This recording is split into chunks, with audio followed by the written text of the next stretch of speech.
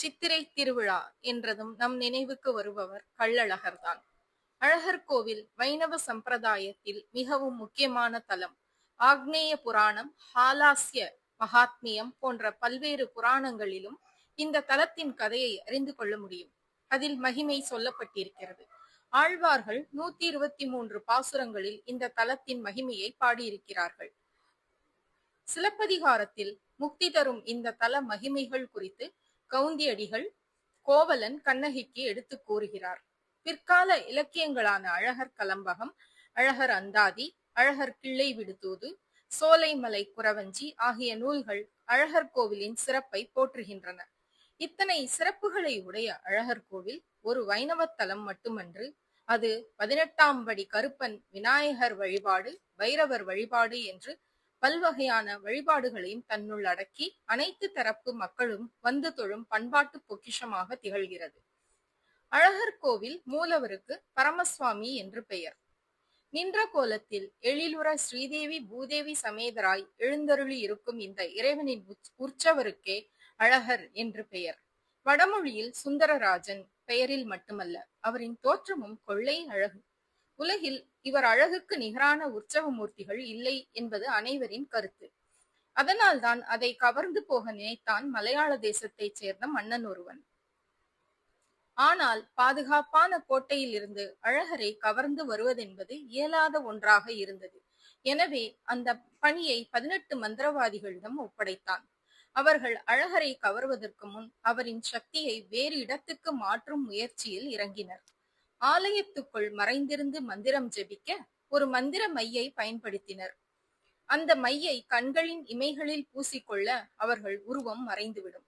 அப்படி தந்திரமாக மறைந்திருந்து அழகரின் மூர்த்தத்தில் இருந்த சக்தியை களவாட முயன்றனர்.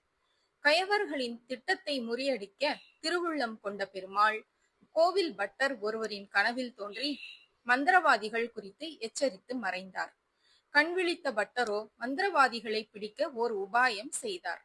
மறுநாள் காலை நிவேதனத்துக்கு வழக்கமாக செய்யும் பொங்கலில் அளவுக்கு அதிகமாக மிளகு சேர்த்து ஆலயம் முழுவதும் உருட்டி வைத்தார். பொங்கலின் வாசனையால் ஈர்க்கப்பட்ட மந்திரவாதிகள் அதை எடுத்து தின்றனர். அடுத்த கணம் அதிகமாக சேர்க்கப்பட்டிருந்த மிளகினால் உண்டான காரம் தாங்காமல் கண்ணீர் விட்டனர். கண்ணீரில் கண் இமைகளில் இட்டிருந்த மை அழிந்தது. மை அழிந்ததும் அவர்களின் மாய சக்தி மறைந்து அவர்களின் உருவமும் வெளிப்பட்டது. உடனே அங்கிருந்த காவலர்கள் அவர்களை பிடித்து கொன்றனர். அவர்கள் ஒவ்வொருவரையும் ஒரு படிக்கட்டில் புதைத்தனர்.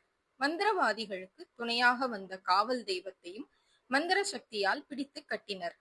அந்த தெய்வமோ அழகரின் அழகில் மயங்கி தான் இனி இங்கிருந்து அழகருக்கு காவல் செய்வதாக சொல்லியது. அதற்கு கூலியாக தினமும் அழகருக்கு செய்யப்படும் அர்த்தஜாம நிர்மால்ய நிவேதனங்களை தனக்கு வழங்க வேண்டும் என்றும் கேட்டுக்கொண்டது. அதற்கும் எல்லோரும் சம்மதிக்க இன்றளவும் 18ஆம் படி கருப்பாக இருந்து அழகரை பாதுகாக்கிறது. ஆலயத்தின் சொத்துக்கள் முழுமைக்கும் அவர்தான் காவல். அரங்கன் சொத்து அழகர் அங்க வடிவுக்கும் காணாது என்ற ஒரு சொல்வடை உண்டு. அந்த அளவுக்கு அழகருக்கு ஆபரணங்கள் உண்டாம். திருவிழாவுக்காக அழகர் வெளியே செல்லும் போது 18ஆம் படி கருப்பனிடம் அவர் என்னென்ன நகைகள் அணிந்து செல்கிறார் என்று பட்டியல் வாசித்து காண்பித்து செல்ல வேண்டும். அதே போல திரும்பும் போதும் அதே நகைகள் வந்திருக்கின்றனவா என்பதையும் உறுதி செய்தே உள்ளே செல்ல வேண்டும். இன்றும் ஆலயம் மூடியதும் சாவியை 18ஆம் படி கருப்பின் சந்நிதியில் கொண்டு வந்து வைக்கும் பழக்கம் உள்ளது. 18ஆம் படியின் வாசலாக இருக்கும் கருப்பனுக்கென்று உருவம் இங்கு இல்லை.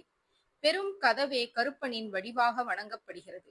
எப்போதும் மூடியே இருக்கும் இந்த கதவு பிரம்மோற்சவத்தில் சக்கரத்தாழ்வார் எழுந்தருளுக்காக மட்டுமே திறக்கப்படும். மூடியிருக்கும் கதவுக்கே இங்கு பூஜைகள் நடைபெறுகின்றன. 18ஆம் படி கருப்பின் காவலை தாண்டி எதுவும் உள்ளே செல்ல இயலாது.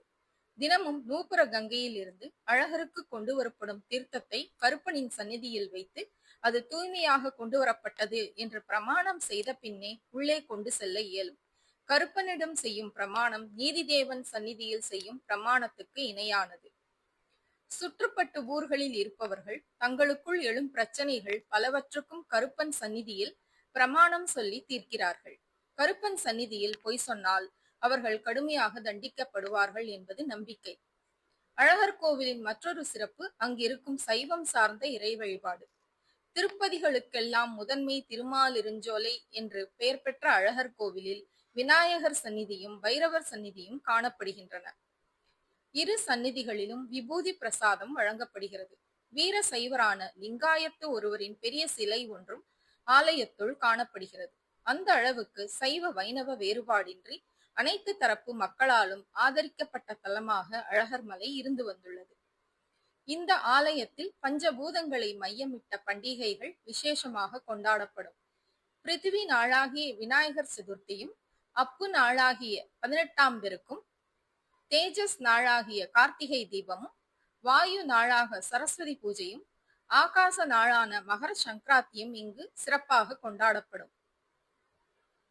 இந்த தல தீர்த்தங்களின் அதிதேவதையான ராக்காயி அம்மனுக்கு அமாவாசை என்றும் 18ஆம் படி கருப்புக்கு பௌர்ணமி என்றும் சிறப்பு வழிபாடுகள் செய்யப்படுகின்றன. சித்திரை திருவிழாவில் அழகர் வைகை ஆற்றில் இறங்கும் வைபவம் மிகவும் புகழ் பெற்றது. அழகர் மலையிலிருந்து மதுரை செல்லும் வழியில் 400க்கும் அதிகமான மண்டகப்படிகள் அது வேண்டாம்